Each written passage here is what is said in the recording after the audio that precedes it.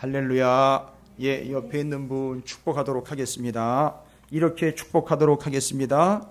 좀 세긴 센데요. 말씀이기 때문에 제가 미치긴 미친 것 같네요. 이렇게 옆에 분들 보시면서 미치긴 미친 것 같아요. 이렇게 비꼬지 마세요. 절대 큰일 납니다. 말씀을 잘 하셔야 돼요. 미치긴 미친 것 같아요. 라고 본문에 나와 있으니까 본문 말씀 가지고 축복한 거예요. 본문의 말씀에 네가 미쳤구나 라고 분명히 나와 있기 때문에 이게 무슨 뜻인지 좀 아시면 그 소리를 여태까지 내가 듣지 못했던 게 얼마나 내가 정말 제정신으로 살아왔는지 아마 회개하실걸요.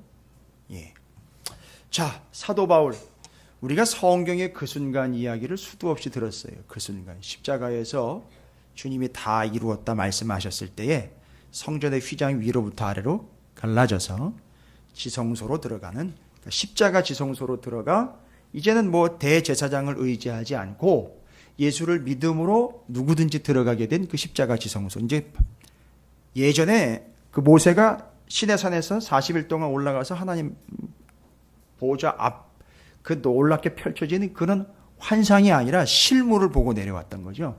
근데 그게 이제 십자가 보좌였었고, 그것이 이 땅 가운데 모형으로 만들어졌던 게 1차 성막이었고 2차 성전이었고 그 다음에 교회입니다. 교회는 완성적인 의미를 갖고 있어요. 그래서 십자가 지성소 제대로 본 거죠. 모델하우스는 철거돼야 될 대상이지만 모델하우스가 없으면 본체를 알아볼 수가 없어요. 그럼 모델하우스에서는 살지 않습니다. 그러나 모델하우스는 반드시 본체를 보여주는 중요한 근거가 됩니다. 근데 오늘날 이 모델하우스에서 살겠다고 발버둥 치며 우기는 사람들이 있어요. 바로 누구죠? 이 땅의 것과 잠깐 없어질 것들을 소망하며 열망하면서 살아가고 있는 사람들이 바로 모델하우스에서 살겠다고 박박 우기는 사람들이죠. 그래서 최대한 이 땅에서 좀 편하게 살아보려고 그러고, 최대한 이 땅에서 좀 누려보려고 그러고, 최대한 노후를 대비를 해서 어쨌든지 간에 조금 편하게 조금 더. 죄송합니다만 뭐 그게 잘못된 건가요? 아니, 잘못된 게 아니고요. 잘못됐다라기보다는 본인의 생각을 조금 면밀하고 날카롭게 수술해 보십시오. 거기에 뭐가 더 가중치가 더 무게가, 더 손이, 더 생각이, 더 마음이 가는지는 뭐 저희들한테 얘기할 필요 없고 누구한테 얘기할 필요 없고 본인이 생각하면 될 거예요. 그게 바로 모델하우스의 비유입니다. 그래서 십자가 지성소, 하나님 나라의 새 하늘 새 땅이 이 땅 가운데 내려오기 전에 모형으로 보여줬다라고 이미 성경에서는 아예 그림자 모형이라는 단어를 아예 썼어요. 성경에서. 그러니까 그 성막, 성전은, 교회는 모형이에요. 그러면 실체는 하나님 나라라는 것을 알 수 있다라는 거죠. 그게 그 순간 이야기죠. 그래서 그 순간 이야기를 하려면 휘장이 처음 생기게 된 그 이야기로 가야 되는 거죠. 휘장이 처음 생기게 된 이야기. 휘장 처음 누가 만들었죠?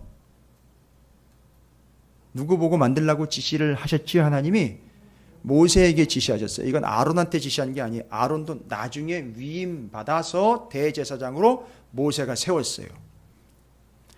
여러분, 요즘에 성경 지난주에 읽은 본문에 의하면 레위기 본문, 출애굽기 본문으로부터 레위기 본문이 이어지는 그 출애굽기 내용들을 쭉 보시면 모세가 다 감당을 해요. 왜냐하면 모세한테 명령을 하셨기 때문에 모세가 다 짓고 다 감독하고, 심지어 형 아론도, 제사장들도 모세가 세워요. 그러다 세워지고 난 다음에는 아론이 집례를 합니다. 이게 제사장 나라의 특징이에요. 아무리 지도자일지라도 모세가 좌지우지하는 게 아니라 이제 그 이후로는 대제사장 아론과 제사장인 그의 아들들에 의해서 제사가 집례가 돼요. 여기까지예요. 그리고 그 이후로는 제사장들에 의해서 제사가 진행이 됩니다.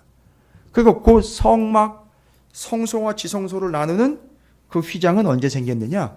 모세에게 명령이 떨어져서 모세가 성막 오홀리압과 부살레를 세워서 만들 것 다 만들고 새길 것 다 새겨가지고 그 나누는, 두 공간을 나누는 별거 없어요. 그냥 막 하나의 천막 커튼입니다. 커튼. 그냥 그거로 나눴는데 그게 안쪽은 지성소가 되고 바깥쪽은 성소가 되는 거예요. 그게 바로 모세의 이야기로 넘어가야 그 순간에 찢어진 휘장이 그때부터 시작이 돼서 그게 거기 가서 끝난다라는 이야기로 갈 거예요. 그래서 성막, 성전, 수룹바벨 성전, 헤롯 성전 이런 얘기까지도 나올 수 있는 거죠. 이어서 가니까 요 이야기 왜 제가 이런 이야기를 드리느냐 하면 자 이제 사도 바울 얘기. 사도 바울이요. 제가 새벽에 이미 말씀드렸어요. 똑같은 얘기가 성경에 3번이나 반복이 돼요. 똑같은 얘기가 3번이나 반복된다. 뭔 얘기입니까? 자기가 어떻게 예수를 믿게 되었고 자기는 뭘 전하고 있는지를 재판정 자리에서 잡혀가지고 잡힐 때마다 똑같은 얘기를 3번이나 리바이벌을 해요. 여러분 이건 뭘 얘기하는 거냐면 누가가 왜 똑같은 얘기를 바울이 똑같이 변화왔어요. 토시 하나 다르지 않고 똑같이 그 내용을 계속 풀어놔요. 똑같은 거예요. 근데 대상은 바뀌었어요. 대상은 좀 이 사람에서 저 사람으로 바뀌어 저 사람에서 이 사람. 오늘은 아그리빠, 헤롯의 아그리빠 왕, 그 다음에 베스토 총독 앞에서 유대의 종교 지도자들과 정치 지도자들이 우글우글 모여 있는 데서 거기서 자기가 어떻게 예수를 믿게 되었고 회심하게 됐는지를 이야기를 해요. 그 이전에는요, 다른 대상들에게 이야기를 똑같이 했어요. 그걸 사도행전을 기록한 누가는 의도적으로 3번에 걸쳐서 똑같은 내용들을 바울이 그렇게 전파했다, 내지는 변명했다, 변호했다라는 내용으로 적어놨어요. 왜일까요? 누가가 3번이나 똑같은 이야기를 적어놓은 거거든요. 중요하니까요, 당연히. 그런데 거기서 멈추질 않아요. 그럼 자꾸 듣다 보면 어떻게 돼요? 자꾸 듣다 보면, 예? 자꾸 듣다 보면, 누가 얘기했는데 외워진다고? 맞아, 외워져요. 그런데 이 믿음이 들음과 직결된 연결생, 여러분 우리 교회 성도님 이거 아시죠? 믿음은 들음에서 나고 반복하여 거듭하여 들음은 우리에게 능력이 된다라고 말씀드렸어요. 그렇죠. 근데 지금 누가는 아예 이걸 3번씩이나 똑같이 바울이 이야기한 것을 3번에 걸쳐 듣다 보면 어떻게 될까요? 외우게 되고 바로 그것을 믿게 되고 그게 능력이 되도록 하기 위함인 것을 의도하고 있어요. 아주 의도한 거예요. 누가는. 그래서 3번이나 똑같은 다른 대상과 다른 상황에서 메시지는 변함없이 동일한 메시지. 우리 중에는 한 번 이야기해도 알아먹는 분들이 있고요. 3번, 4번 이야기도 절대 못 알아먹는 사람들이 있어요. 실제로. 그건 수준 차이라기보다는요. 저는 마음의 문제라고 봐요. 왜냐하면 이 마음에서부터 모든 게 비롯되기 때문에 그렇거든요. 아무리 반복적으로 이야기를 해도 내가 다 알고 있는 얘기인데 들었던 얘기인데 아니요. 들었던 얘기를 하는 게 아니라 지금 들은 이야기가 능력이 되었느냐 이 얘기를 하는 거거든요. 왜 자꾸 능력 얘기합니까? 똑같은 얘기를 했는데 여러분 잘 보십시오. 바울이 3번 다 이야기하는데 3번 다 놀랍습니다. 똑같은 얘기를 3번 반복했는데 기출 문제를 푸는 게 아니라 3번 이야기할 때마다 다 역사가 나타나요. 보통 역사가 아니에요. 그러니까 이건 거듭할 때마다 바울에게 이미 자신의 이야기는 개인적인 스토리가 아니라 능력이 된 거예요. 여러분에게 그런 이야기가 있습니까? 그런 믿음과 복음의 이야기가 있어요? 어떤 교회에서 이걸 인위적으로 각색을 해가지고 사람들 앞에 세워가지고선 일부러 이렇게 간증을 하게 만드는데 그건 참 위험한 발상입니다. 좀 조심스러운 거예요. 그게 검증이 되지 않고 충분히 무르익지 않고 반복되지 않고 능력이 되지 않은 상태에서 그냥 감정적으로 마치 내가 와 하면서 이렇게 됐구나라는 걸 그냥 풀어놓는 식의 그런 간증이라면 절대 해서는 안 됩니다. 이건 절대 능력이 없어요. 오히려 그 사람이 사단의 타겟이 돼요. 아주 위험한 겁니다. 제가 이건 개념적인 걸 이야기 드리는 게 성경을 읽다 보니까 왜 바울이 그 어마어마한 간증들이 있음에도 불구하고 간증들 거리가 있을 때마다 왜 입으로 내뱉으면서 내가 이런 사람이야, 내가 이런 일이 있었어, 왜 이런 얘기를 자꾸 안 할까요? 그건 사실이지만 그걸 자기에게 능력화되지 않았을 때 내뱉을 때 그건 자기를 넘어지게 하는 거리가 된다는 거예요. 사도 바울은 다른 얘기 안 해요. 똑같은 얘기죠. 다메섹 도상에서 예수 믿는 사람들 잡아주기로 공문 붙잡고 열심히 가다가 여긴 뭐라고 나와요? 내가 심지어 다른 나라에까지 쫓아가가지고 그놈들 잡아주기는 일에 혈안이 되었습니다 라고 이 이야기를, 자기 이야기를 해요. 그래서 바울이 옛날에 스데반 죽이는 데도 앞장섰었고요, 교회 척결하는데 아주 1등 공신이었었어요. 예수쟁이들 잡아 죽이는데 아주 앞장서가지고선 예수쟁이들과 교회, 이건 내가 가만 안 두겠다, 싹 멸해버리겠다라고 아예 눈에 불을 켜고 돌아다녔습니다. 자기가 그랬었어요. 그랬는데 그 와중에 바로 여기도 똑같은 얘기, 그 와중에 바울에게 그 순간이 왔죠. 어떤 순간입니까? 예수 그리스도께서 찾아오셨어요. 근데 그 예수님은 어떤 예수님이냐? 어떤 예수님입니까? 명확하게 이야기할 때요, 육신은 없는 상태예요. 그렇죠? 예. 그러나 그 주님은 순서대로 이야기하면 이전에 십자가에 못 박히셔 돌아가셨다가 부활하셨다가 승천하시고 지금 사도 바울을 만나러 부활하신 주님이 찾아오신 거예요. 그래서 그 주님은 부활의 주님인 거예요. 여기가 키포인트가 있어요, 여러분. 이 부활의 주님을 만났기 때문에 바울이 절대 죽지 않습니다. 부활의 주님을 믿기 때문에 절대 죽지 않아요. 이걸 뭘로 비교를 했느냐, 제가 새벽에 달걀과 거기서 부화한 조류로 이 비유를 해요. 장애물을 만나게 됩니다. 이 알과 부화한 이 조류가 바위라는 장애물을 만나게 돼요. 그런데 이 부화하지 않은 이 알은 장애물을 만나 바위에 부딪히면 깨지게 됩니다. 부서지게 되죠. 그런데 이 조류는 날아가게 돼요. 여러분, 이게 부활신앙이라는 거예요. 이해가 되십니까?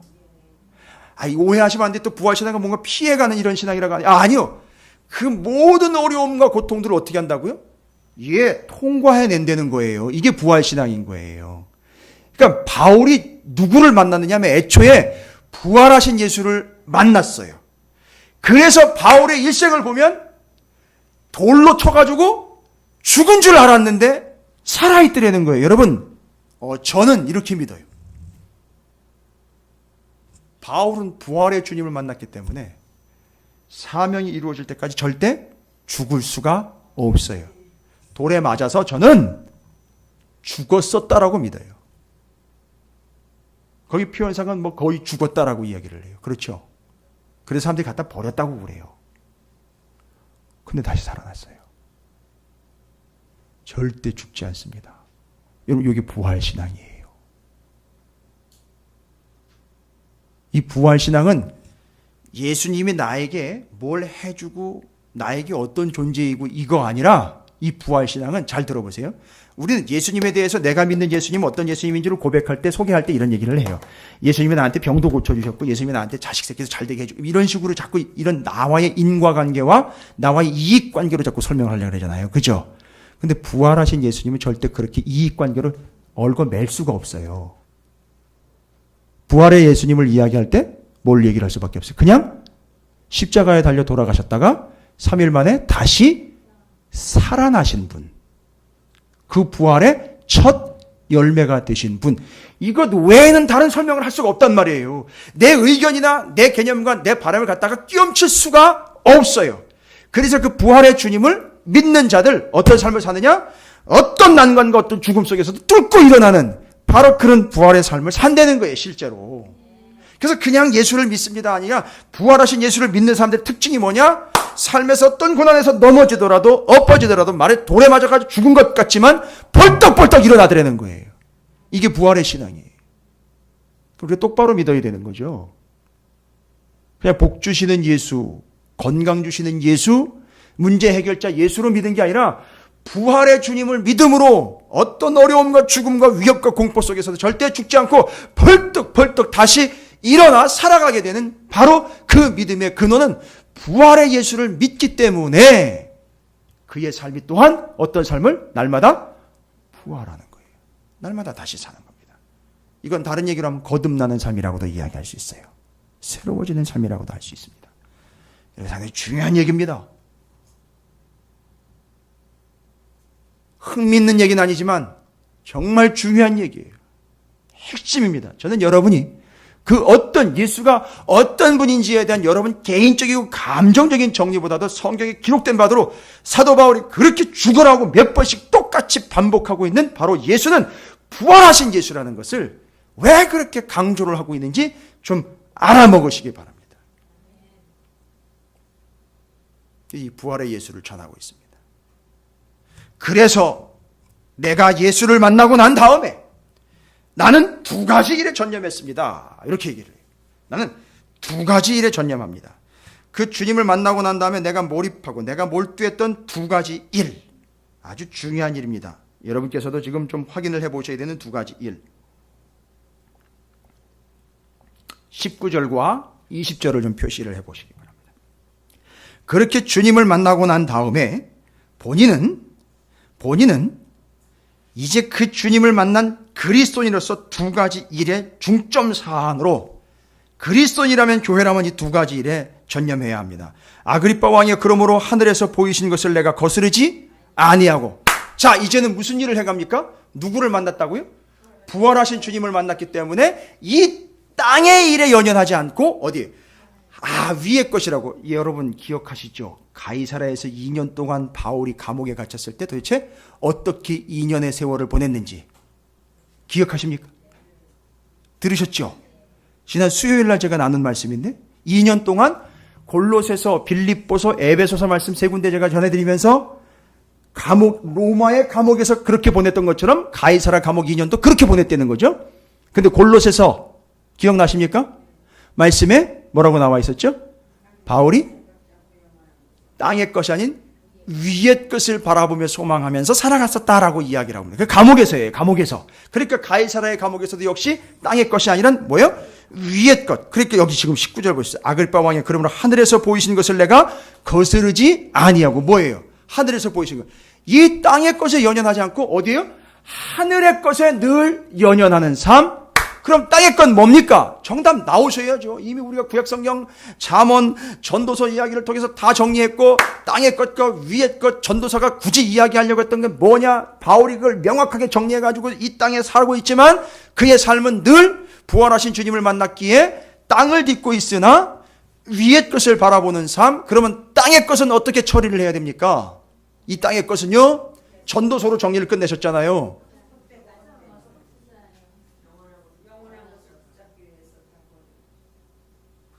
고사님 버리시면 안 돼요. 아깝습니다. 그 말씀은 이제 본질은 이제 이해를 하셨기 때문에 제가 그 뒤에 것만 여러분과 함께 정리합니다. 헛되기 때문에 쓸모없다, 무용지물이 아니라 어떻게 된다? 요것을 이용을 해서 영원한 것을 위해 이걸 투자를 해야 된다는 거죠. 그게 전도서의 핵심이잖아요. 헛되고 헛되니 모든 것이 헛되도다라는 말은 쓸데없고 쓸데없으니 모든 것이 다 버릴 것이다가 아니라 없어지고 없어질 거다. 금방 사라진다. 있는 동안 그걸, 눈에 보이는 동안 그걸, 손에 쥐고 있는 동안 그걸 그 땅의 것을 위하여 먹고 쓰는데 다 쓰지 말고 어떻게 하라? 영원한 하나님의 것, 위의 것을 위하여 이걸 투자해라.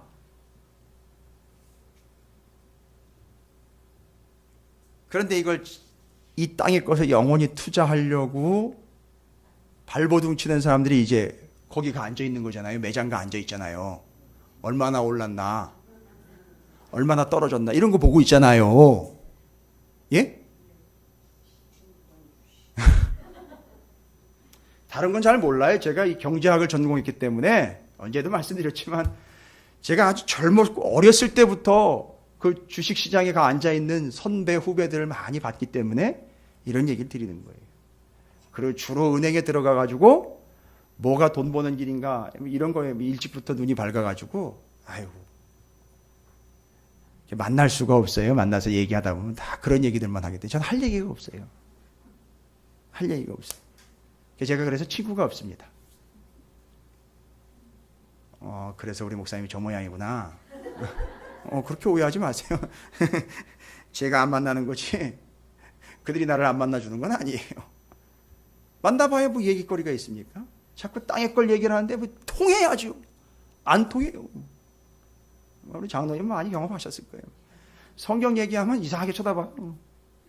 말씀 얘기하면 이상하게 쳐다본다니까요. 여러분 이 정도예요. 이게 지금 말이 안 통하는 세상에 지금 살고 있어요. 왜요? 우리는 이 땅의 것에 연연하는 게 아니라 자꾸 저 위의 것을 자꾸 얘기하니까 땅만 쳐다보고 있는 사람들한테는요, 답이 안 나와요. 여러분들도 그런 경험 하셨을 거예요. 제가 어렸을 때 제 동생이랑 어머님이 좀 일을 가셨다가 늦게 오시면 심심하니까 이 아파트 주변을 화단으로부터 이렇게 건물을 이렇게 싹 같이 산책 겸 해가지고 이렇게 장난삼아 돌아다녀요. 돌아다니다가 한 번은 아파트 뒤에서 지폐를 주웠어요. 건물 뒤에서. 그러니까 이게 건물 아파트 보면 이제 정면이 있고 후면이 있잖아요. 후면에 이제 다 그 베란다들이 있잖아요. 어떻게 뭘 하다가 이게 떨어졌나 봐요. 정말 재밌더라고요. 한 두세 번에 걸쳐서 그걸 주웠어요. 여러분 그 다음부터 뭐 하는지 아십니까? 시간만 나면 아파트 뒤에 가 있는 거예요. 아파트 뒤에 가가지고 뭐 떨어져 있나 이거 보는 거예요. 웃으셨어요? 웃으셨습니다. 그거예요. 이 땅의 것 계속 여기서 뭐 나오는 거 있나, 여기서 뭐 될 거 있나라고 자꾸 이 땅과 연연하는 게 바로 그 모습이에요.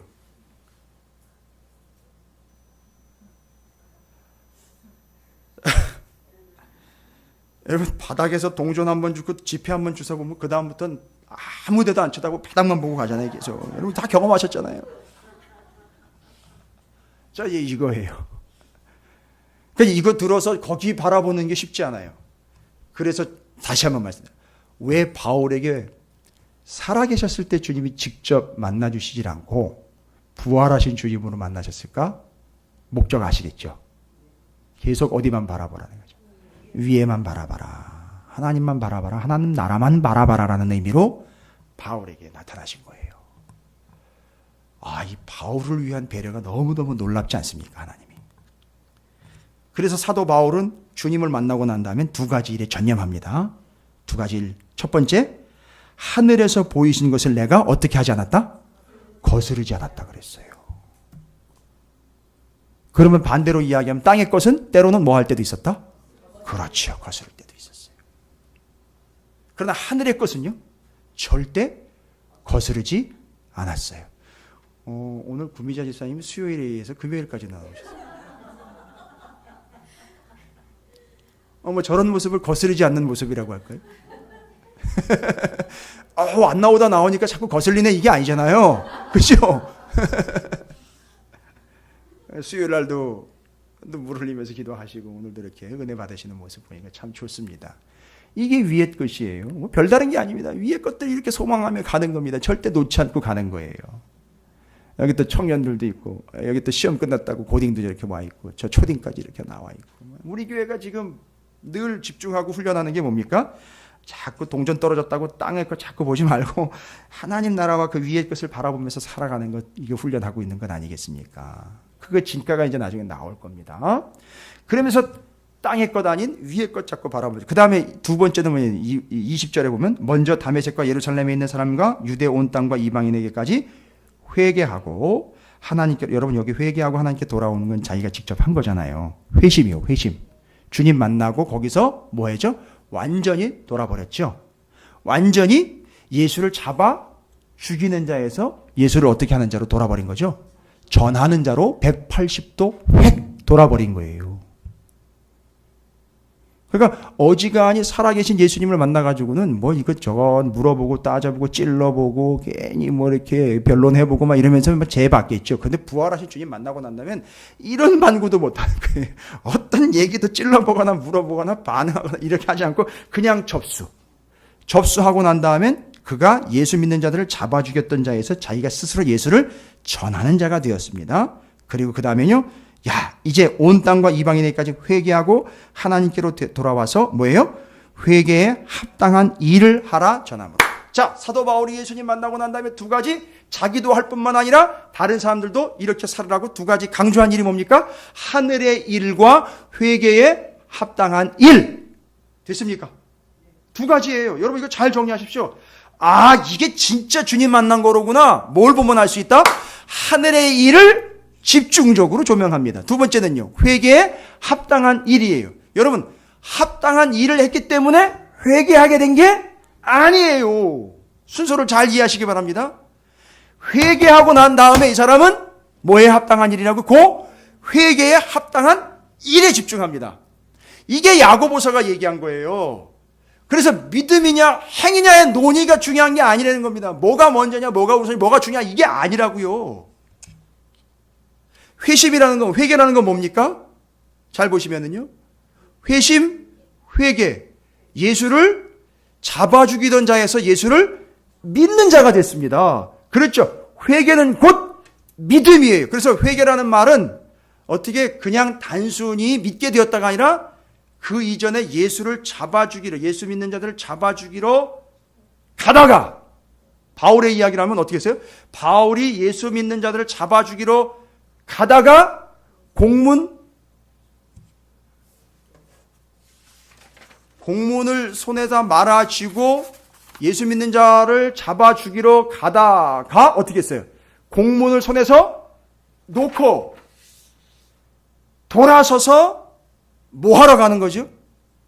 예수를 전하러 가는, 요거예요, 요거. 그러니까 요거 놓고 전하러 가는 게 그게 뭐예요? 여기 나와 있는 20절에 나와 있는 회개에 합당한 일이에요. 그게 회개의 열매예요. 회개의 결과고 회개의 반응이에요. 그럼 그 회개는 뭐냐? 단순히 그냥 돌이키는 바가 아닌 믿음으로 이 사람 구원 얻은 거잖아요. 그래서 그 구원 얻은 자답게 살아가는 것, 그 이야기가 야고보서예요. 그런데 새벽에도 또 얘기를 했고 지난번에도 말씀드렸지만 요걸 종교개혁자인 마틴 루터는 야고보 서신을 지푸라기 서신이라고 이야기를 했어요. 왜? 그 당시에 중세 카톨릭 교회에서 자꾸 뭘 얘기했으니까요. 맞아요. 행위를 쌓아라. 행위를 쌓아도 행위를 쌓는 게 어려워. 그러면 돈을 쌓아라. 돈을 쌓아라 했단 말이죠. 그렇죠. 그래서 돈을 갖다 쌓으면 예전에 중세 교회 카톨릭에는 천국과 지옥 말고 중간 단계 하나가 더 추가가 됐었어요. 성경에는 없는 건데 자기네가 만들었죠. 연옥 중간 단계 대기 상태로 들어갑니다. 대기 상태에 있다가 살아있는 내 가족과 친족이 이 중간 상태 연옥에 있었던 사람들, 어정쩡한 상태에 있었던 사람들을 위해서 뭘 사죠? 면죄부요. 돈을 주고 면죄부를 삽니다. 그러면 중간 단계에 있었던 사람들이 그 덕에 어디로 가버리죠? 천국으로 올라가 버립니다. 와우! 대단한 제도다. 야, 이거 도입할 만한 제도 아닙니까? 너무 좋지 않아요? 너무 좋은데 터무니없는 얘기죠. 말도 안 되는 얘기죠. 될 리가 없는 얘기죠. 그렇게 하고는 싶은데 안 되는 얘기죠. 그러니까 자기들이 만들어낸 거죠. 그래서 요 구원을 이루기 위하여 필요한 그 사람의 이 의를 교황이 위임받아가지고 얼마만큼의 의가 필요하다 싶으면 그 돈을 받고 교회가 쌓아놓은 의를 팔아넘기는 거예요. 여러분 그 교회가 어떻게 해서 의를 얻었어요? 예전에 설명드렸는데 성인들이나 신앙생활 열심히 하다가 돌아가신 분들은 구원받는데 이것도 참 어떻게 이런 발상들은 구원받는데 그 사람한텐 구원받는데 의의가 100만큼만 필요한데 이 사람이 살아있는 동안에 얼마나 적선을 많이 했는지 선을 많이 쌓았는지 업을 많이 쌓았는지 이 사람 죽으면서 쌓아놓고 간 업이 적선한 게 150의 의의가 쌓였어요. 그것도 누가 또 그걸 셌는지도 모르겠어요. 하여튼 그 모든 걸 누가 주고 있었느냐 하면 교황이 주고 있었어요. 교황의 권위 아래에. 무섭지요. 그러니까 교황이 무서우리의 권위를 가지고 이거 중세 얘기하는 겁니다. 이거 성경 얘기하는 거 아니에요. 지금 교회 얘기하는 거 아니에요. 중세 왜 종교개혁이 일어났는지에 대한 얘기를 하는 거예요. 예. 열심히 잘 믿었기 때문에 그 사람은요 100만 필요한데 150을 쌓아놓고 갔어요. 그러면 그 사람 구원받는데 100 써버리고 얼마가 남아요? 50 남죠? 50을 누구한테 위임해주고 간다고요? 교황과 교회에다가 그 카톨릭 교회에다가 위임을 해주고 가요. 이렇게 쌓인 의가 장부가 있어요. 그 장부에서 돈을 주고 얼마의 의가 나갔으니 얼마만큼 돈 내고 면죄부로 발행. 요게 바로 면죄부인 거예요. 그래가지고 그 연옥에 있던 사람이 그 값에 의해서 돈 연보 넣는 돈 함에 땡그랑 하고 동전 소리가 날 때에 연옥에서는 우리 친족이 땡그랑 하고 천국으로 올라가게 됩니다. 그 소리를 듣고 이런 얘기가 나왔었어요. 그 당시에. 그래서 이 면죄부 판매원들이 나온 거 아세요? 신부들이 면죄부 판매원으로 외판원들이 나왔었어요. 그래서 동네마다 다니면서 이 면죄부 사라고 막 난리를 지렸습니다. 제가 왜 이런 얘기를 드리느냐. 지금 바울이요. 이 바울한테 걸렸으면 다 박살났어요, 이거. 그죠? 근데 루터가 이걸 깨달았어요. 회개에 합당한 열매, 회개에 합당한 일을 하면서 살아간다는 것은 예수를 믿고 이제는 구원 얻은 자로서 구원 얻은 자답게 살아간다는 거예요. 그러니까 이게 믿음과 행위가 따로 가는 게 아니라 아주 긴밀하게 요긴하게 연결이 되어 있다는 걸 이해하시기 바랍니다. 그래서 야고보서는 뭘 이야기하려고 했다? 너가 정말 예수를 믿고 구원을 얻은 자라면 그것과 합당한 행위가 당연히 따라오게 되어 있는 거다. 그래서 자꾸 이걸 양쪽으로 나눠가지고 믿음으로 구원을 얻는 거냐 행위로 구원을 얻는 거냐라는 이야기를 자꾸 논쟁적으로 이야기하면 큰일 납니다. 엄청 시끄러워져요. 어쨌든 우리는 믿음으로 구원을 얻지요. 어떻게 보면 믿는다라는 것 자체도 행위가 될 수 있어요. 이야기하다 보면은요. 그러나 그 믿음으로 구원을 얻은 자들은요. 이제는 누가 뭘 하라 말하라 시키지 않아도 어떻게 하게 돼 있다? 자기가 구원 얻었다라는 그 믿음 때문에 구원 얻었다라는 것 때문에 얼마나 감격하고 감사하여 시키지 않아도 하게 돼 있다는 거죠. 여러분 금요일 날 누가 시켜서 나왔어요? 예? 제가 그렇게 무섭던가요? 출석부 없어요. 금요일 날 누가 왔나고 누구 나왔는 거 체크 전혀 안 해요. 그럼 2014년도에 우리 교회 개척 이후로 누가 나왔고 안 나왔고 이런 거 절대 체크 안 해요. 오늘 목사님 관심도 없나 보다. 아니 그런 게 아니에요. 누가 안 나왔는지 뻔한데 그걸 뭐하러 체크를 해요. 그렇다고 여러분이 부담스러워가지고 그것 때문에 나오시는 건 아닐 거 아니에요. 그렇죠? 이게 더 부담스러운 얘기인 거예요. 이게 더 부담스러운 거예요. 어떻게 보면. 왜냐? 이젠 믿음이라는 책임감이 생기기 때문에 그런 거예요. 이제 거룩한 부담감이라는 게 있다는 거죠. 전 그건 긍정적으로 보고 싶어요. 사도 바울이 그렇게 해서 예수를 믿고 난 다음에 두 가지 일에 집중했다는 거죠. 행위를 위한 일이 아니라 보시면 회개에 합당한 일. 첫 번째는 뭐였죠? 땅의 것이 아니라 하늘의 일들에 집중했어요. 와, 두 가지. 그렇다면 우리도 어떻게 된 거예요? 우리가 정말 예수를 믿었다면, 예수를 믿고 있다면 우리도 뭐예요? 두 가지 일에 집중해야 되겠죠? 첫 번째, 하늘의 일들에 집중하십시오. 두 번째는요, 예수를 믿었으니 그 믿음에 합당한 일들 여러분이 책임지셔야 되는 거예요. 그 문제는. 해도 그만 안 해도 그만이 아니라 이놈이 예수를 믿고 믿음으로 구원을 얻은다면 그건 반드시 책임지셔야 돼요. 이 두 가지 일입니다. 바울은 바로 그 두 가지 일을 어떻게 열매로 어떻게 이 땅 가운데 펼쳐놨죠?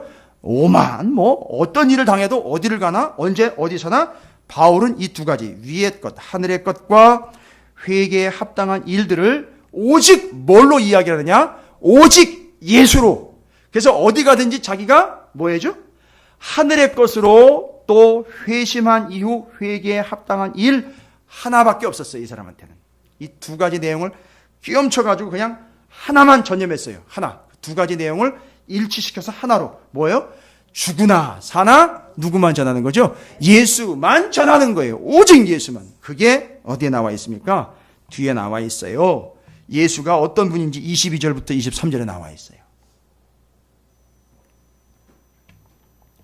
하나님의 도우심을 받아 내가 오늘까지 서서 높고 낮은 사람 앞에서 증언하는 것은 선지자들과 모세가 반드시 되리라고 말한 것밖에 없어요. 자기는 뭐밖에 전한 게 없대요? 말씀밖에 전한 게 없어요. 그런데요, 베스도나 아그리빠나 지금 재판장에 들어오는 사람들은 자꾸 뭘 찾는다고 지난 수요일날 얘기 드렸죠? 자료를 찾는다 그랬잖아요. 그래서 자료 찾는 목사 끝난다는 얘기 드렸잖아요.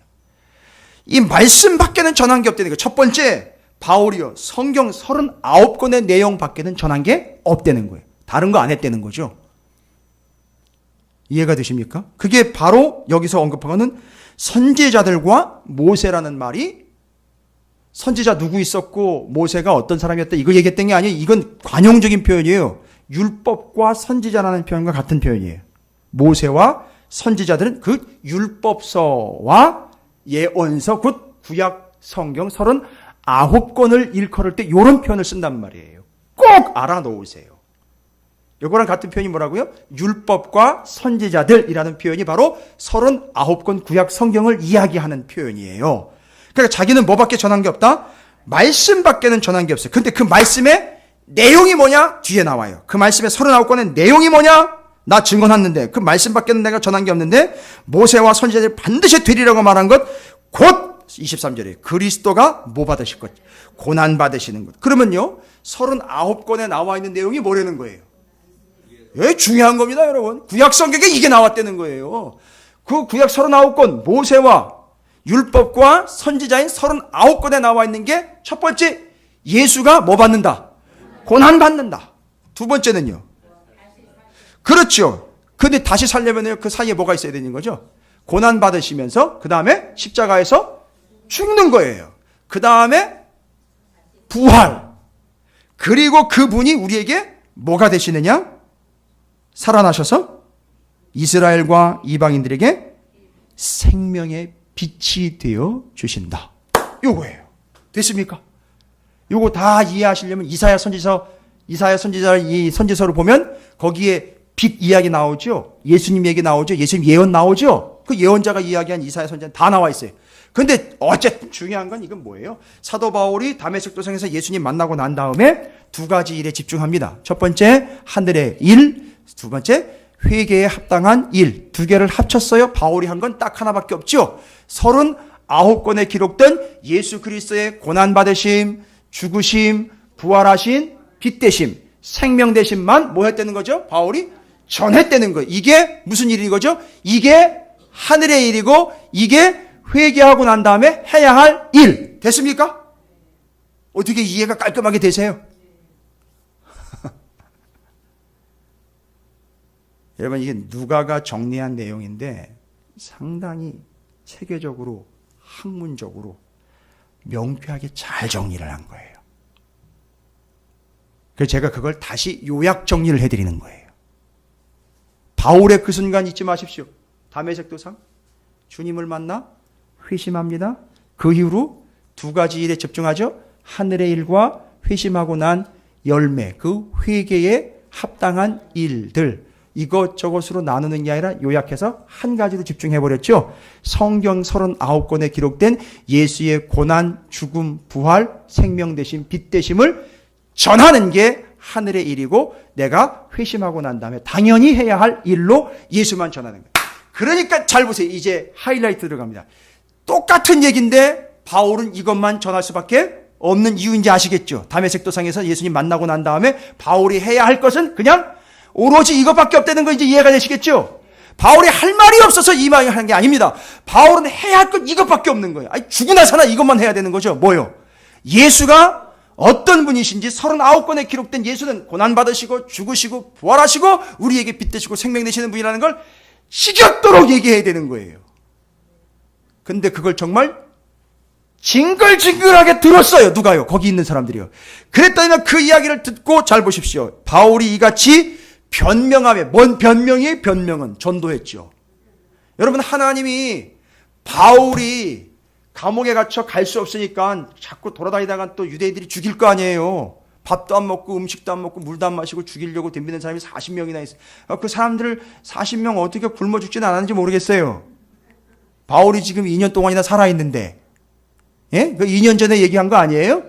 그죠? 근데 역사에 그 사람들 굶어 죽었다는 얘기는 없습니다. 그러니까 이제 뭔가 핑계를 대고 밥은 먹었을 거예요. 그리고 또 여전히 바울을 죽이려고는 염두를 두고 있을 겁니다. 그런데 바울이 이같이 복음을 전함에 베스도가 뭐라고 얘기합니까? 크게 소리내어 이르되 바울아 내가 미쳤도다.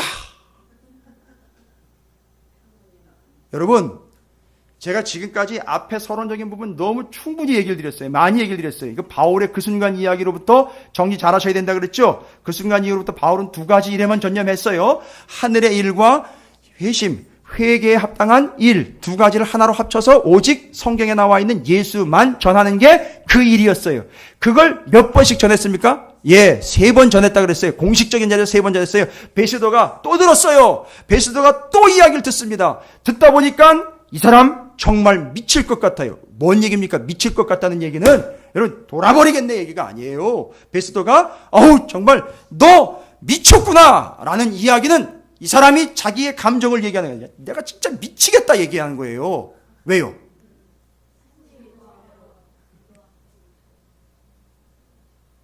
그러면 여러분들 제가 말씀을 또 한 얘기하고 또 미치겠네 뭐 이런 얘기하는 거예요 그러면?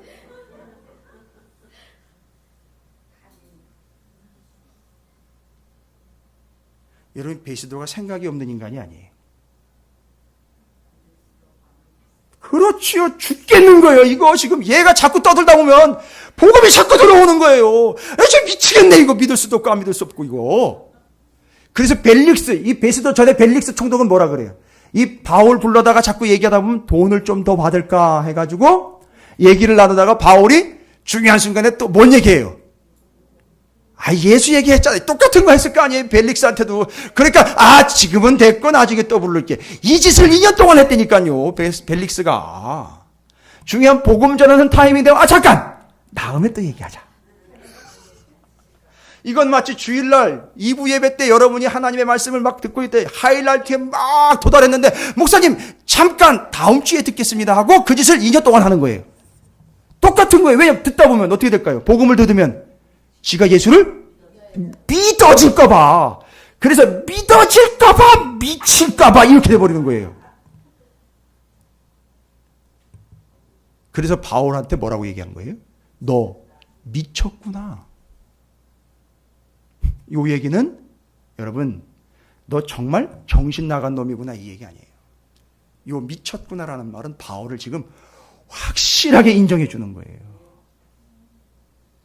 확실하게 인정하는 거예요. 지금 바울 앞에 무릎 팍 꿇어버린 거예요. 베스도가 너 미쳤구나 라는 말 여러분 제발 좀 우리 교회와 성도들 이제 좀 들어야 되는 얘기예요. 제발 이제는 좀 한마디씩 좀 들어야 되는 얘기예요. 주변에 있는 사람들에게 너 미쳤구나. 예수에 미쳤구나. 이거 들으셔야 돼요.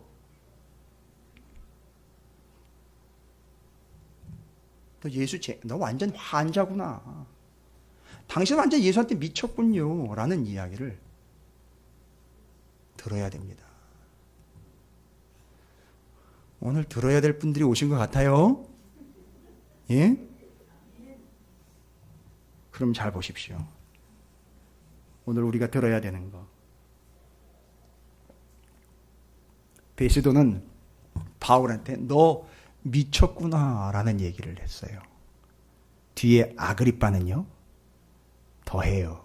아그리빠는 더 교활하거든요. 아그리빠는 헤롯 가문이잖아요. 그래서 유대의 분봉왕, 그 유대를 다스리는 왕으로 세움을 받은 거예요. 로마에서 대리 통치자로 세운 왕이에요. 그러니까 유대인들 분위기를 너무너무 잘 알아요. 왜냐하면 헤롯 족속은 무슨 족속? 에돔 족속이에요. 에돔은 누구의 후손입니까? 에서의 후손이에요. 에서는요 누구의 형이에요? 야곱의 형이에요. 야곱은 누구의 후손? 야곱은 이스라엘의 조상이에요. 유다. 예루살렘에 살고 있는 유다 사람들의 조상이란 말이에요. 이스라엘 조상이에요. 그러니까 둘은 모르는 게 아니라 잘 알아요. 역사 너무너무 잘 압니다. 그러니까 바울이 알죠? 지금 아그리빠한테 얘기하는 거 알죠? 당신 내가 알죠? 당신 조상이 누구니까? 에서니까 알죠? 이 이야기하는 거예요. 지금 까불며 장난치는 게 아니에요. 지금 당신 다 알지 않습니까? 이 이야기, 이 스토리, 이 성경 얘기 다 알잖아요. 얘기하는 거예요. 에서의 후손이니까 야곱과 에서 이야기 왜 몰라요? 그 이야기가 쭉 연결돼 나오는데 그게 이스라엘 역사인데. 그런데 그 아그리빠가 가만히 듣고 있다가 뭐라고 얘기를 해요? 28절에. 아그리빠가 바울에게 이르되 내가 적은 말로 나를 권하여 그리스도인이 되게 하려 하는도다. 야, 아그리빠가 쓰는 용어를 보십시오. 일단 무슨 말로요? 적은 말. 여러분, 적은 말은 말이 짧다가 아니에요. 거기 주석에 나와 있어요, 여러분. 짧은 시간이에요. 뭔 얘기예요? 이거 뭔 얘기입니까? 이거 상당히 아그리빠가 역시 베스도가 누구를 인정해 준 표현으로 뭐를 썼다고요? 너 미쳤구나. 넌 완벽히 미쳤구나. 그 다음에 아그리빠가 바울 보고 지금 짧은 시간에 네가 나를 뭘 만들려고 한다? 여러분 표현 보십시오. 아예 무슨 표현까지 써요? 그리스도인이라는 표현까지. 이 표현은 그 당시에 유행하던 표현이 아니에요. 나 정확하게 표현을 써요. 네가 나를 요 짧은 시간에 뭐 한다? 그 복음을 전하여 그리스도인 만들 수 있지. 이 얘기인 거예요. 그러니까 그거 계속 듣다 보면 자기가 어떻게 된다는 거죠? 나도 역시 그리스도인 되게 생겼네. 이런 얘기인 거예요. 그러니까 거기서 끊어버리는 거예요. 됐습니까? 와우, 대단합니다. 지금 바울이 완전히 둘을 갖고 놀고 있어요. 보시죠? 그러니까 이 둘을 잘 보시면 둘에 의해서 바울이 끌려온 게 아니라 하나님이 이 둘에게 뭐 하도록요? 복음을 전하도록 이 둘을 모아놓으신 거예요. 모아놓고 바울을 거기다 세워주신 거예요. 이 장면이 이해가 되십니까? 이게 성경적 관점이에요. 이게 영적인 관점이에요. 바울이 그들에게 끌려온 게 아니라 하나님이 그들을 긁어 모아서 바울을 한가운데 선포하시게 세우셨다라는 이 진리를 여러분 좀 깨달으시기 바랍니다. 그러면 이 두 가지 고백, 오늘날 교회와 그리스도인 성도들이 반드시 들어야 되는 것. 첫 번째, 너 완전히 미쳤구나. 두 번째, 네가 짧은 시간에 나를 그리스도인, 야, 그러면 이 사람이 능력이 있다는 거 아니에요? 그 짧은 시간에 복음을 전하여 이 사람을 그리스도인으로 만들 수 있다는 거죠. 그런데 바울이요, 잘 보세요. 요거 이야기하는데 오랜 시간 걸릴까요? 아니, 지금 들어보셔서 아시잖아요. 오랜 시간 안 걸리는 내용이죠. 왜입니까? 제가 아까 얘기 드렸잖아요. 뭔 얘기만 했죠? 성경에 나와 있는 예수가 고난받으시고 죽으시고 부활하셔서 우리를 구원하시는 분이라는 요거 핵심만 전하기 때문에 짧은 시간에 정확하게 원 포인트, 원 킬로 그를 예수를 믿게 만들 수 있다는 거예요. 이건 바울의 능력이 아니라 메시지의 파워. 바울의 능력이 아니라 메시지의 파워라고요. 그러니까 지금까지 우리는 왜 능력이 없이 우리는 전도도 못하는 걸로, 우리는 메시지를 전하지도 못하는 걸로, 나는 전도도 못하는 걸로 왜 지금까지 왔습니까? 내가 하니까 안 된 거예요. 여러분이 only one point 메시지, 예수가 39건에 의하면 예수가 고난받아 죽으시고 부활하셔서 우리를 구원하실 생명의 빛으로 오셨다라는 요 원 포인트 메시지만 그냥 전하시면 된다는 말입니다. 와우. 이건 메시지의 내용이지 전하는 사람 때문에 좌지우지 될 일이 아니라는 것을 이야기하는 거예요. 그래서 베스더가 이야기합니다. 너 완전히 미쳤구나. 첫 번째, 이건 제정신 아니로구나라는 이야기지만 잘 보십시오. 두 번째, 완전히 미쳤다라는 말. 여러분 우리나라 표현도 있어요. 미쳤다. 미쳤다. 뭐예요? 미쳤다. 너 완전히 미쳤. 요즘에 이런 표현을 제가 얼마 전에 알았는데 우리 젊은 친구들 알 거가 학생들도 덕후. 예? 덕후. 그 뜻이 뭔지를 알죠? 요즘에 유명하는 표현인데 덕후라는 게 뭐냐면 아예 거기에 몰입이 돼가지고 거기에 올인하는 걸 이야기를 해요. 거기에. 그래서 장난감 덕후 이러면 뭐냐면 장난감에 미친놈이에요. 죄송합니다. 놈자를 붙여서 그런데 아니 자기들이 표현하는 거야. 나 완전 거기 미친놈이에요. 이런 얘기를 하는 거예요. 맞나? 맞아요?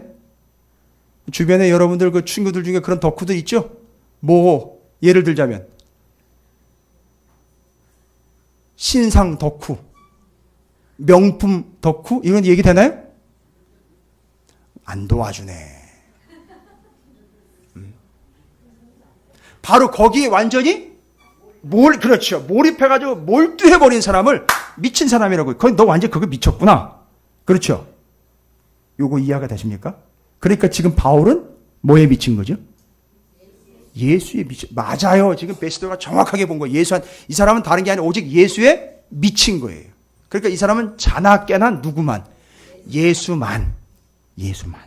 미친 거예요. 그 다음에 두 번째, 여러분과 좀 얘기 나누고 싶은 건 두 번째, 우리나라 말에도 이 미치다는 말, 아까 권사님 잠깐 언급하셨는데, 우리나라 말이 미치다라는 말이, 우리나라 말이 참 매력적이고 재미있는 게 미치다. 뜻이 하나가 더 있죠. 그래서 거기까지 이른다라는, 와우! 그러면요, 바울은요, 어디까지 이른 거죠? 예수에게까지 이른 거예요. 미쳤다라는 말은요. 이해가 되세요? 예수에 완전히 몰입되어 있을 뿐만 아니라 예수의 그리스도의 장성한 분량에까지 이르렀다는 얘기인 거예요. 그러니까 미쳤다는 얘기는 나쁜 얘기가 아니에요. 너 예수에 미쳤구나. 넌 온통 예수로 꽉 들어차 있구나. 넌 예수의 수준까지 이르렀구나. 이 얘기인 거예요. 그래서 아까 여러분이 좀 시큰둥하게 축복했어요. 시작할 때 이게 별것 아닌 것처럼 왜 저런 얘기를 시키는가, 왜 저런 축복을 시키는가, 당신 완전히 미쳤군요 라고 이상한 눈이 아니라 정말 축복과 사랑과 애정이 가득 찬 눈으로 다시 한번 옆 사람을 쳐다보면서 너 완전히 미친 것 같아 라고 축복해 보시기 바랍니다.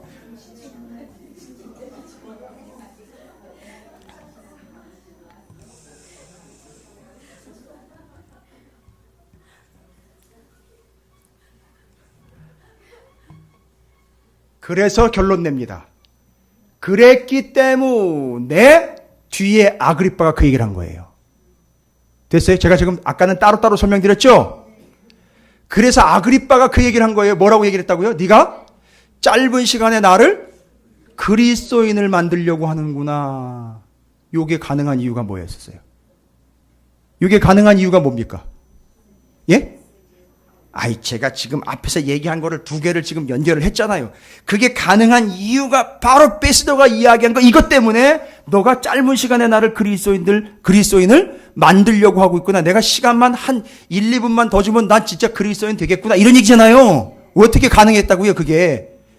바울이 성경을 예수와 관련된 책을 많이 읽었기 때문에 전도학, 전도 폭발 훈련을 받았기 때문에 전도 폭탄, 전도 다이너마이트 이런 거 세미나 많이 참석해가지고서 누구든지 한순간에 딱 찔러보면 이거 안 익은 거구나, 이거 익은 거구나 찔러보고 알려가지고 이거 복음 전하면 되겠다, 얘는 안 되겠다, 이거 다 컬러내는 거예요? 예? 이런 거 하는 거예요?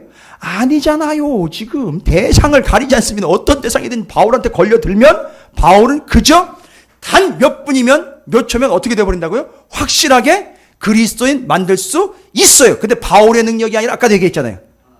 메시지의 파워라고 그랬잖아요. 왜 몇 분 안에 단 짧은 시간 안에 네가 나를 그리스도인 만들 수 있구나라고 고백할 수 있으냐? 그 앞에 나온 내용 누가 얘기한 거? 베스도가 얘기한 거. 너 완전히 미쳤구나. 이게 안 되면 그게 안 되는 거예요. 그럼 제가 따로따로 이야기했지만 우리가 들어야 될 그리스도인 오늘 교회라면 이거 두 가지 이해 들으셔야 돼요. 너 완전히 미쳤구나. 네가 짧은 시간에 나를 예수쟁이 만들려고 하는구나 라는 이야기 좀 들으셔야 돼. 근데 그게 비꼬는 게 아니라 정말 불안한 거예요. 너 더 듣고 있다가 내가 니네 교회 가게 생겼다 이렇게 되는 거예요. 그런데 왜 그렇게 되게 생겼느냐? 아그리빠가 이야기한 건 어떻게 보면 보조 발언이에요. 앞에 베스도가 이야기한 게 진짜예요. 너 완전 미쳤구나. 그러니까 네가 예수한테 완전히 빠져 있고 네가 얘기하는 건 온통 예수뿐이구나. 그 다음에 네가 예수에 이르렀구나. 그러니까 그 사람이 얘기를 하면 복음을 전하면 어떻게 된다? 아그리빠가 얘기한 거죠. 짧은 시간 안에 맞아요. 여러분 이게 뭐 물건 파는 겁니까? 이게 뭐 모집하는 거예요? 아니요. 아그리빠가 이야기한 거예요. 야, 너 조금만 더 듣고 있다가 나도 넘어가겠다. 야, 그게 바울 때문이 아니라 바울이 뭐 했기 때문이라고요? 예수에게 완전히 미쳐서 빠져서 거기까지 이르렀기 때문에 이 사람한테 그걸 전하면 이 사람도 어떻게 된다? 같이 빠져서 거기 이르게 된다는 거죠. 여기 그렇게 된 분들 많죠? 예? 그렇게 빠져가지고 여기까지 걸려 들어온 분들 많으시죠? 왜요? 표현이 이상하세요? 아니요. 그렇게 해서 여러분께서 그 복음으로 인해서 여러분도 미쳤고 그 수준까지 이르고 있고 여러분이 지금 진짜 제대로 예수한테 미쳐버리면 여러분이 짧은 시간 안에 아니요. 몇 수십 년이 아니 그런 필요 없습니다. 그거는 또 나름대로 그럴 대상이 있지만 여러분이 정말 예수한테 이 완벽하게 바울처럼 미쳐버리면 진짜 옛날에 누가 그런 미쳐버리겠네 뭐 이런 얘기까지 막 했었는데 예수 그리스도 때문에 완전히 미친 존재가 된다면 정말 여러분이 그들을 어떻게 할 수 있다? 예수에 미치고 거기에 이르게 할 수 있다. 그걸 아그리빠가 뒤에서 서포팅 해가지고 얘기를 해준 거예요. 와, 여러분 이게 바울이에요. 이게 바울. 감옥에서 2년 동안 이거밖에 한 게 없어요. 예수가 누군지밖에. 예수가 나에게 어떤 분이 이런 거밖에 정리한 게 없어요. 이 사람은. 왜냐하면 39건은 여기 다 들어있잖아요. 안 될 것 같아요? 39건 바울은 여기 다 들어있어요, 여러분. 39건 다 외우고 있다고요. 바리새인 중에 바리새인. 가말리엘 문화생이었어요. 유대의 유명한 3명의 학자 랍비가 있죠. 힐렐, 가말리엘, 그 다음에는요 에스라.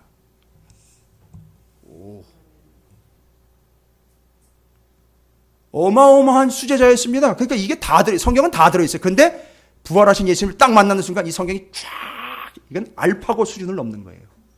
싹 정리가 되면서 거기 얘기한 그분이 바로 이분이네 하면서 퍽 꿇고 영접. 그 이후 하늘의 것, 회개에 합당한 삶, 오직 예수 전파. 너 미쳤구나. 그리고 더 듣다 보면 내가 예수 믿게 생겼구나. 이렇게 돼버리는 거예요. 됐습니까? 세상에 누가 이렇게 요약 정리를 기막히게 잘합니까? 여러분 다 정리되셨습니까?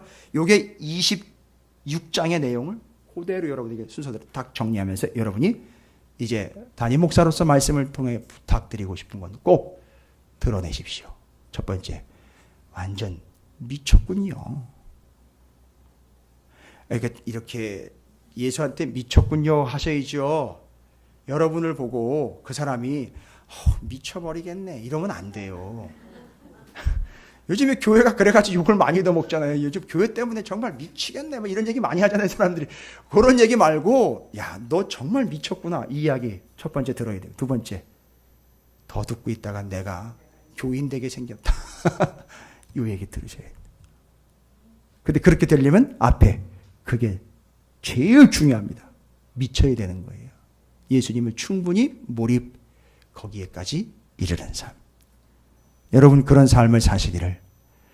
앞으로 우리 찾으시는 교회가 해가 시간이 더해갈수록 여러분이 그렇게 미쳐서 짧은 시간에 누구에게든 그 복음의 메시지를 전할 때 그들이 여러분 앞에서 무릎 꿇고 고백하게 될 줄로 믿습니다. 이 짧은 시간에 당신이 나를 교인 만들려고 하는군요. 맞아. 손 들고 회개하고 돌아와 하게 될 때까지 여러분이 그렇게 우리 찾으시는 교회 성도로 여러분이 바울과 같이 전도자의 삶을 살아가시기를 주님의 이름으로 축원을 드립니다.